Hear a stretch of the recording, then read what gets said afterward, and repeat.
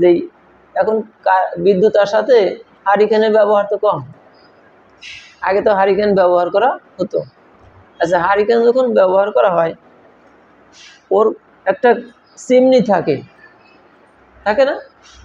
ভিতরে আলোক শিখা আছে কিন্তু একটা চিমনি দিয়ে আবৃত। এখন এই চিমনিটা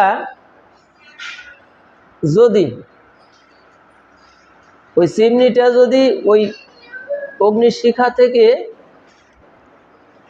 ধোঁয়া বের হয়ে ওইখানে একটা কালো আবরণের সৃষ্টি হয় চিমনিটায়, তাহলে কি ওই আলোর পরিপূর্ণ প্রকাশ কি আমরা দর্শন করতে পারতেছি? পরিপূর্ণ প্রকাশ পাচ্ছি না, কারণ এটা কালো আবরণে ঢেকে গেছে। তাহলে প্রকৃত যে আলোটা, এর থেকে, এই দর্শন থেকে আমরা বঞ্চিত হলাম। বললো যে এই তমগুণটা হয়েছে এরকম, তমগুণ যখন আশ্রয় করে ভর করে আমাদের উপর, তমগুণ যখন আমাদের উপর প্রভাবটা বিস্তার করে, তখন ঠিক এইরকম অবস্থা হয় যে আমরা প্রকৃত সত্য বস্তুটা দর্শন করতে পারি না, এর থেকে আমরা বঞ্চিত হই। আচ্ছা, এই চিমনিটা যদি লাল রঙে আবৃত হয় তাহলে কি হবে? ওই যে অগ্নিশিখাটা আছে, ওই আলোটা তখন কিন্তু রঙিন দেখাবে, আলোটা রঙিন দেখাবে, ওই লাল রং দেখাবে। এখন বললো যে এই লাল রংটা হচ্ছে রজগুণের প্রতীক, লাল রংটা হচ্ছে রজগুণের প্রতীক। যদি তোমার ভিতরে রজগুণ দ্বারা তুমি আবৃত হয়ে পড়ো এবং এর প্রভাব যদি তোমার বিস্তার লাভ করে, তাহলে ঠিক ওই রকম অবস্থা হবে যে প্রকৃত সত্য আলোটা যেরকম সেরকম আমরা দর্শন করতে পারলাম না, একটা বিকৃত রূপ দর্শন করলাম। এবার বললো যে যদি ওই চিমনিটা পরিষ্কার থাকে তাহলে কি আলোটা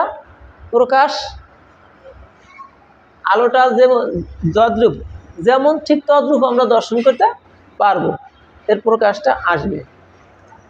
কিন্তু ওই যে অগ্নিশিখাটা ভিতরে জ্বলছে, ওইটি কিন্তু আমি স্পর্শ করতে পারবো না।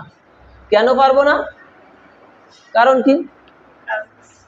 কারণ ওইখানে ওই চিমনি দ্বারা একটা আবরণ আছে, আবৃত আছে। ওই চিমনিটা যদি সরাই ফেলানো যায় তাহলে কিন্তু ওই যে অগ্নিশিখা বা আলোক রশ্মি, ওইটাকে আমি স্পর্শ করতে পারবো এবং এর সাথে আমার পরিপূর্ণ মিলনটা হবে, এর সাথে স্পর্শ করতে পারবো, এর দায়িত্ব শক্তি কতটুকু কি আছে সবকিছু আমি উপলব্ধিতে আনতে পারবো।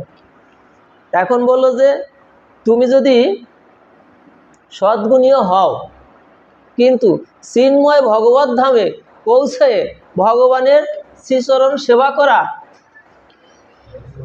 এই সত্য গুণেও সম্ভব নয়।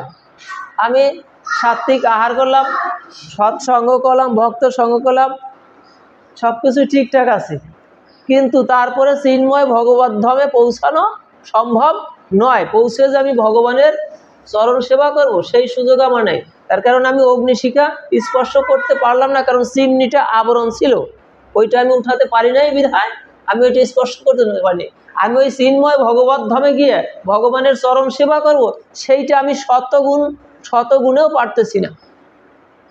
আমরা ভাবছি যে সদ্গুণ আশ্রিত হলে আমাদের অন্তরটা পবিত্র হয়, নির্মল হয়, পরিষ্কার হয়, সবকিছু ঠিকঠাক আছে, কিন্তু তারপরেও চিন্ময় ভগবত ধামে গিয়ে ভগবানের সেবায় আমি লাগতে পারলাম না, কারণ ওই বাউন্ডারি। এই জন্যই বললো যে এর জন্য তোমাকে কি করতে হবে? ওই বাউন্ডারিটা তুলে দিতে হবে। এই জগৎটা ত্রিগুণময় জগৎ, এই ত্রিগুণের জগতে এটা অনিত্য, এটা অনিত্য বস্তুকে দেখা যাবে কিন্তু নিত্য বস্তু কাছে যাওয়া যাবে, নিত্য বস্তু দর্শন হবে না। এজন্য বলে তোমাকে গুণাতীত হইতে হবে। গুণাতীত হইতে হবে। গুণানে তান তিত্ত তৃণ দেহ, দেহ সমুদ্র জন্মমৃত জরা বেদি দুঃখ, জরা বেদি দুঃখ অমৃত অস্মৃতে। যখন তোমার এই তিনটে গুণের অতীত হবা, তিনটে গুণকে অতিক্রম করবা, তখনই তুমি সেই ভগবানের যে রূপটা তখন তুমি দর্শন করতে পারবা, এবং ভগবানের সেই চিন্ময় ভগবত ধামে গিয়ে ভগবানের চরণ সেবায় তুমি তখন লাগবা। এই তিন গুণের ভিতর থেকেও সম্ভব নয়। এখন বললো যে এই তিনটে গুণকে অতিক্রম করা জীবের পক্ষে সম্ভব না। আবার একটু আশ্বাস দিয়ে গেছে, কোথায়?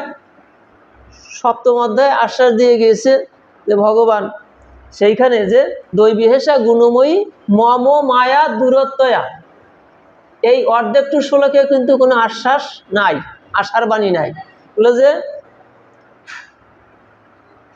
দৈবিহেষা গুণময়ী মম মায়া দূরত্বয়া, অত্যন্ত দুরন্ত মায়ার দ্বারা আবৃত এই জগতের জীবকে আমি আষ্টে পৃষ্ঠে এমনভাবে বেঁধে রেখেছি যে তারা আমাকে নিত্য নির্বিকার, আমাকে তারা খুঁজতেও, তারা মানে বুঝতেও পারে না, উপলব্ধিতেও আনতে পারে না।